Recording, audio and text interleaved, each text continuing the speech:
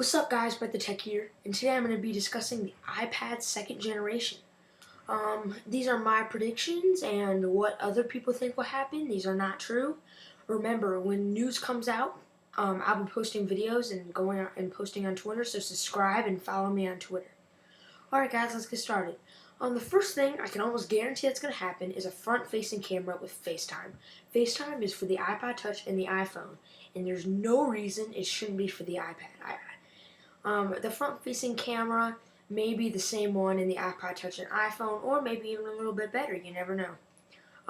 As far as back-facing camera, I do not think that there will be one, considering that most people have an iPhone, iPod Touch, or a normal old digital camera, and no one wants to carry around that big of a device for a camera. I mean, having a big device is good for certain things, but not for a camera. And it would be hard to hold and take pictures, which I want to. Alright, let's talk about power and processors. Amazingly, the iPad second generation may have a 1.5 to 2 gigahertz processor with the Apple A5 processor. 1 gigahertz has great speed with the iOS 4 for the iPod Touch and iPhone. And if they're going up to 2 gigahertz with the iPad, of course with the new multitasking that's coming out in November, subscribe for more news on that, I think it's going to be an amazing speed boost. Let's talk about RAM. They are maybe adding up to 1.5 gigabytes of RAM. Most computers have 2 gigabytes of RAM, and running the normal iOS is like, it doesn't use nearly as much RAM as a real computer. But with multitasking, I think that's just gonna multitasking is gonna be awesome. I mean that's gonna be really, really, really nice. The Retina display, that is going to be that's gonna be amazing. I mean, the Retina display, and you may just say, it's just a screen, but it has really made a difference for the iPod Touch and iPhone.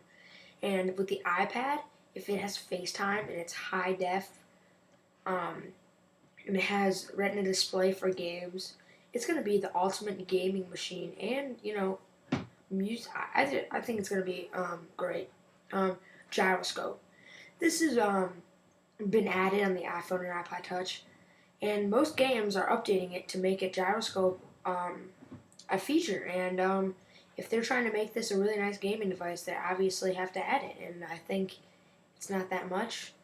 Now, size. There are 2 rumors. The first rumor is same design, but lighter, because it is a little heavy now. And yeah, they're just gonna try. I bet they're gonna try and make it lighter. And if they don't, that's just okay, because I don't think it's that big of a deal. That's the first rumor. The second rumor is they're going to lower the size of the iPad. They're either going to have the current iPad size and the revised size, and or just the revised size. The revised size is estimated to be about 7 inches, and that's it's a little smaller of an iPad. I personally would like that better. If they make it cheaper, I'm all for it. I mean, the iPad is great, but to me, it's a little too big. And if they made it a little smaller, I would actually enjoy that a lot more. What they're mainly doing is they're going to double the storage.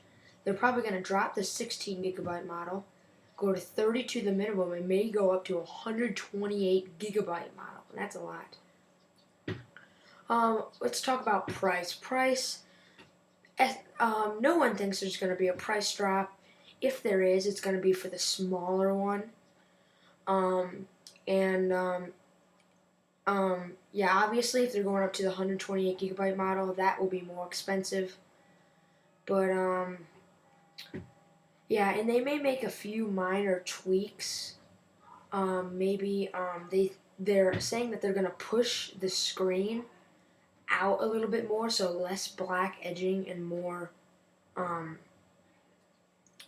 screen, which will be okay. And that's all there is. Please post in the comments below on what you think. Please subscribe. I'll make a video as soon as new information comes out. Alright guys, this is Brett the Tech. Peace.